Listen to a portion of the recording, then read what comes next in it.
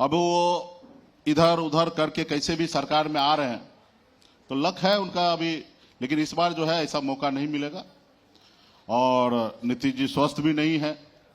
अभी जो सरकार है उसी को सही से नहीं देख पा रहे, जो सरकार अभी है उसी में सही से काम नहीं कर पा रहे। लेकिन आज पूरे बिहार में आप देखिए कितना हत्या हो रहा है, लूट हो रहा है, बलात्कार हो रहा है। आज ही मैं समस्तीपुर में धरना दे के आया हूं, एसपी का घेराव करके आया हूं।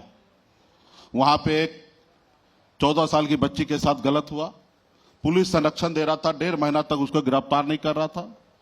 हमने कई बार रिक्वेस्ट किया कि इसको गिरफ्तारी करे, नहीं कर रहे थे। जब हमने 10 तारीख का समय रख दिया कि हम एसपी कार्यालय को घेराव करेंगे, तो कल वो सरेंडर किया आरोपी। और जब मैं आज वहां पे जा रहा था तो एसपी साहब वहां से गायब होकर छुट्टी लेके चले गए। तो आज का जो बिहार में जो प्रशासन सरकार है वो कंट्रोल में नहीं है। अधिकारी सरकार चला रहे हैं, नेता जो होता है उनके पास एक जवाबदेही होता है। हर 5 साल में उनको जनता के बीच में जाना पड़ता है, उनको फेस करना पड़ता है, और हर एक नेता कोशिश करता है कि हम अच्छा काम करें। लेकिन अधिकारी के पास ये सिचुएशन नहीं है। उनको पता है कि हम नौकरी में आ गए, 60 साल पूरा होगा फिर हमारा रिटायरमेंट होगा। तो इसलिए आज जो भी अधिकारी काम कर रहे हैं बिहार राज्य में, वो बिहार के लिए नहीं काम कर रहे, वो अपने लिए काम कर रहे हैं। उनको अपना कैसे 60 साल तक हम निकाल लें, रिटायरमेंट के बाद कैसे हमारे आने वाला पीढ़ी, हमारे बच्चे कैसे अच्छा रहे, उनके लिए वो काम कर रहे हैं। लेकिन आज हम लोग जो है बदलाव के लिए काम कर रहे हैं, बेगर तनख्वाह लिए हुए काम कर रहे हैं, लोगों के लिए काम कर रहे हैं।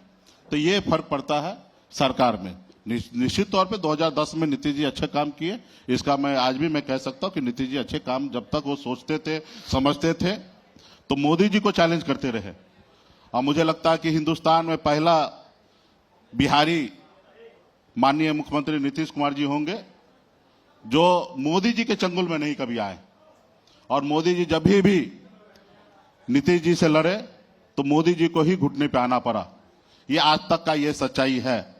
अब इस चुनाव में उनके कंट्रोल से बाहर हो गया, तबीयत अस्वस्थ है, तो अभी कुछ नहीं कह सकते क्योंकि नीतीश जी अभी लड़ाई नहीं लड़ रहे। बट आप भी तो नरेंद्र मोदी के चंगुल में आ चुके हैं। नहीं, मैं कभी भी नहीं आया हूं और न कभी आऊंगा। उनके साथ चुनाव तो लड़ चुके हैं। नहीं, देखिए एक परसेप्शन 2020 में बना था, गठबंधन से बाहर मैं निकला और उस समय में मुझे पूरे बिहार में लड़ना था और हमारे पूरे बिहार में तैयारी नहीं था।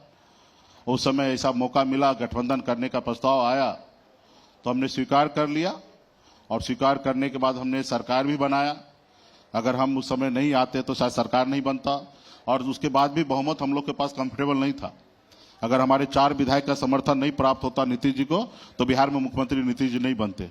हमारे पास बहुत सारा ऑप्शन था, ऑफर था, लेकिन मैं वो सब को छोड़कर हमने नीतीश जी को मुख्यमंत्री बनाने का काम किया। एनडीए का सरकार बनाया, लेकिन उस सरकार में हमको मिला क्या?